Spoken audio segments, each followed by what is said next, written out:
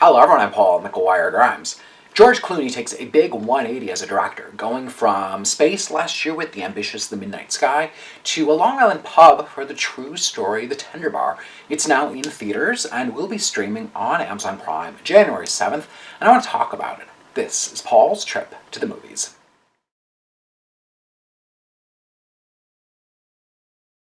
It's 1973, and a young JR, played by Daniel Ranieri, and his mom, played by Lily Rabe, are forced to move into his grandpa's house after his father left the family for a job in radio. Now, JR's only connection to his father is hearing his voice on the radio.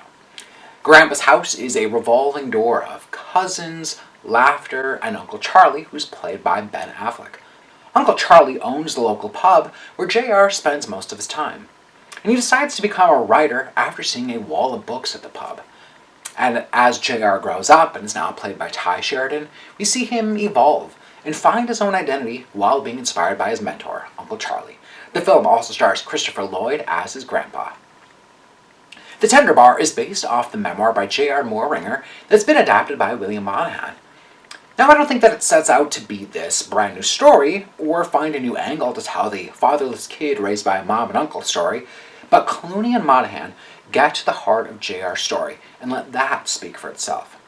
There's this simplicity at hand, leaning into the optimism of just pushing through the hard times of adolescence and growing up. I think that Clooney really matches the general attitude that JR had about life.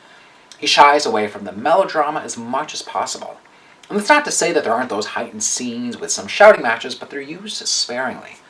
The film covers a lot of ground in JR's life, going from youth to adulthood, attending Yale, his on-again, off-again relationship with girlfriend Sydney, working for the New York Times, and writing his book. Now, we see JR struggle with those existential crises along the way. And all the while, the character of Uncle Charlie is that grounded figure that JR needs in life to help him get through that roller coaster. Now, Ben Affleck is a natural choice for Uncle Charlie, and I couldn't help but think of this being a matured version of his character Chucky from Good Will Hunting, and maybe Affleck was inspired by Robin Williams' role in that film. We get to see the softer side of Affleck, and his paternal instincts really come into play. He's also playing into the general restraint that Clooney gives the material, but knows those precise moments when we get to see that hot-headed side of Affleck that is so good at playing. It's the second of two strong performances that Ben Affleck gives this year after supporting work in The Last Duel. Sheridan is also commendable, with his really natural and engaging presence as the older JR. The Tender Bar may have a familiar feel to it, but it's a gently told story with really strong performances. And sometimes you just need those relatable stories to boost your motivation.